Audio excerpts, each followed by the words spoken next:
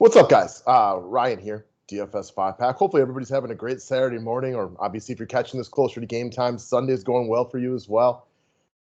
I wanted to do an updated version of the Packers-Buccaneers Showdown video that we covered yesterday. I know one of you asked for it. I'd kind of mentioned it. We got a lot of word about what the Buccaneers have for as far as availability as health is concerned. So we should be able to make a quick, concise one right here and just kind of run through it. A couple of things to bring up before we actually just kind of go through the lineup construction for the Showdown. I'm going to be doing a lot more NFL discussion now because we are not so bombarded with multiple sports. Going to be doing a lot of members-only videos as well, answering questions specifically, just being a lot more active because we are really down to football at this point with just a little bit of MLB left, which means that what you're going to get for bang for your buck by signing up for an NFL package, it's going to be a lot more. You know, usually we've been covering prime time. We've been covering the main slate. We've been doing members-only videos and stuff like that. But the NFL package is up at the website link below.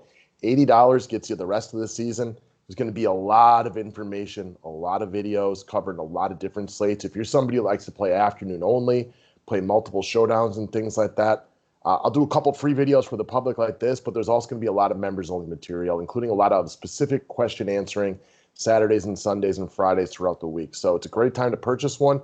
I'm here to help the best that I can. Don't forget to hustle over to Overlay as well and play in one of these, big jackpot contests, or go enter the matchup shop. I got some dollars exposed right there myself right now. I was able to get on Madison yesterday before the public flipped the script by about 4 points on that one. So we were lucky to get on early. Hopefully a bunch of you guys followed the video we brought up yesterday. In the meantime, though, let's take a look at this DraftKings Showdown in regard to the Buccaneers against the Green Bay Packers. So the big news that we got yesterday is Tampa Bay's basically got everybody now. The only person we don't know about is Leonard Fournette. Is Leonard Fournette. And outside of that, I kind of think Fournette plays, but I don't think he's going to be a major factor in this game. Would just be my best guess, but I don't know that for sure. So we can get a little bit more precise about what it is that we're looking to do.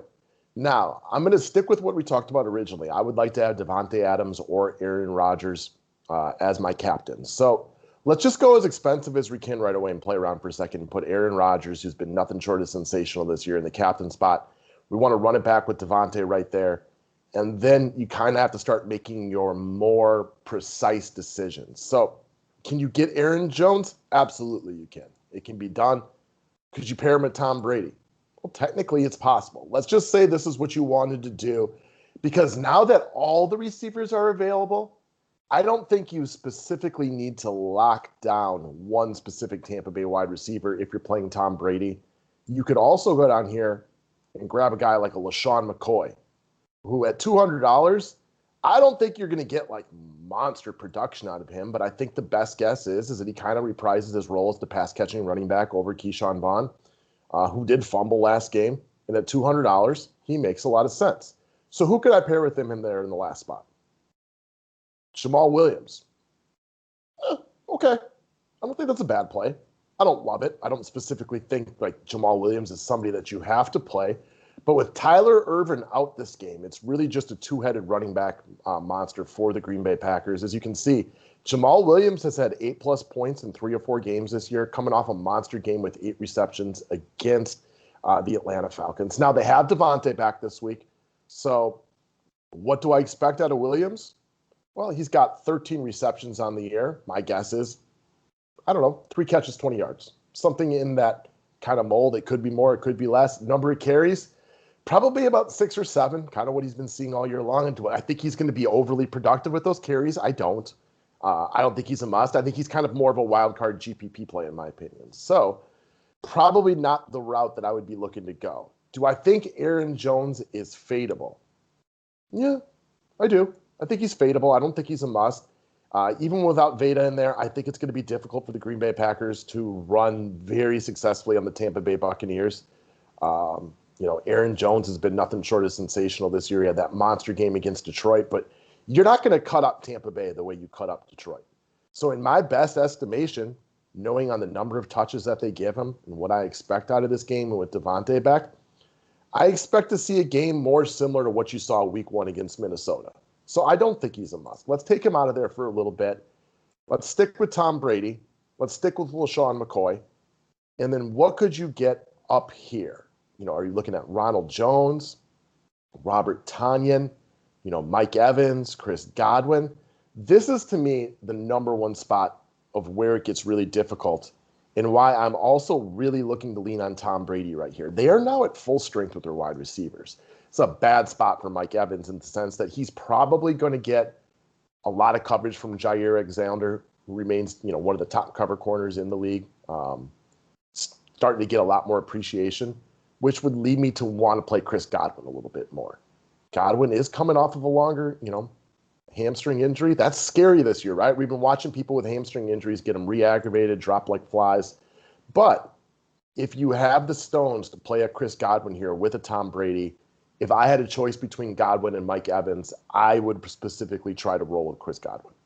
I like him better in this matchup. I like him better how they're going to move him around. Evans is not a guy that's going to typically drop down to the slot. I don't know if I'd go as far to think he's a must, but who can I pair Chris Godwin with? Well, I can pair Chris Godwin with Mason Crosby.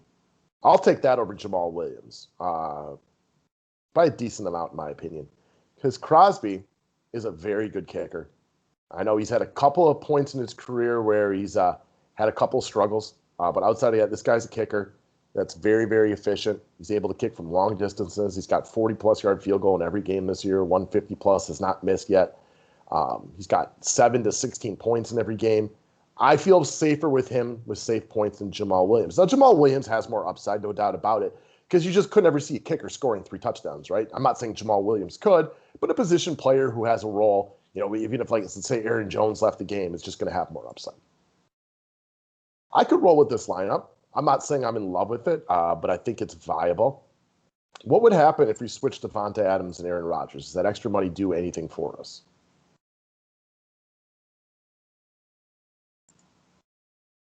Not really.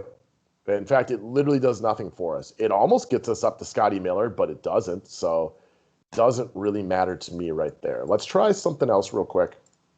Let's pretend for a second you're a bigger believer in Tom Brady this week than Aaron Rodgers to Davante Adams. He is a little less money. Could that do anything for us?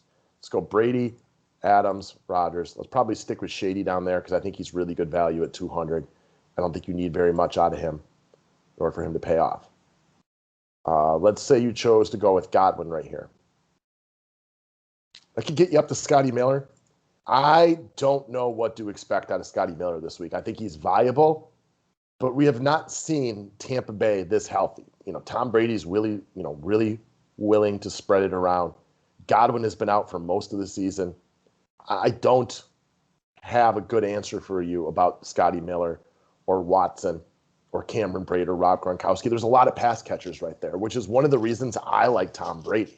Yes, Mike Evans could outscore Tom Brady. Yes, Chris Godwin could outscore Tom Brady. Hell, it's technically possible Scotty Miller could outscore Tom Brady, but I know who's throwing the ball. And I play a lot more cash game heavy on Showdown. So give me Tom Brady over any of those guys. I trust him significantly more. By going with Godwin, I still feel better about Mason Crosby than Scotty Miller, but I think Miller has more upside. What if we took Godwin out there and went with Ronald Jones? I mean, that could get me Cameron Brate. I do like Cameron Brate. I think he's a little pricey right here. With O.J. Howard out, I expect this guy to have a role. Tom Brady likes him. I do like Cameron Brate. I could get on board with this. It's hard for me to speak unemotionally about this one because I'm such a big fan of the Packers. And obviously, I feel better about I think they're going to play well here. So I want Tay or Rodgers up in my captain spot. As far as Ronald Jones goes, it's a difficult roster for me. If Leonard Fournette is active specifically and they have Ronald Jones, Leonard Fournette, Shady McCoy, Keyshawn Vaughn, I expect it to be Ronald Jones who gets the majority of the touches. Whether that's 51% or 75%, I think is yet to be determined. We have not seen Tampa Bay this healthy at any point this season, which makes for kind of an interesting predicament. Why I also feel better about the Packers guys. I know Aaron Rodgers and Davante Adams are probably going to have anywhere from 9 to 16 times that they're going to be targeting, Davante Adams. I feel really, really safe with that. Even though I don't love Aaron Jones right here, you know he's going to be heavily involved in this game as long as he remains healthy throughout the entirety of it. I expect Ronald Jones to get the majority of the touches, but if Leonard Fournette's active and we got 3 or 4 active running backs for Tampa Bay, they could ride the hot hand. If it gets more into a passing-heavy situation for Tampa Bay, don't be surprised to see Shady or Vaughn in there. Ronald Jones is not a terrible in the passing game, but they've shown they struggle to trust him. He's had a real case of the dropsies. And if Green Bay, who typically starts games hot, gets a 14-point lead and they go a little more pass-heavy, then I don't think Ronald Jones necessarily is getting the vast majority of the touches at running back, which does leave him with a game script potential right there where he could not be great. So I get it if you like Ronald Jones. And there's been a lot of talk about the Packers' lack of run defense. They haven't given up a ton of rushing yards, but mostly because they've been ahead. Yards per carry, they have not been great. However, they do get Kenny Clark back this week. Kenny Clark is one of maybe the better defensive linemen that a lot of you guys don't know about. He is good. He is really, really good. That will help the Packers run defense significantly. So, all right, guys.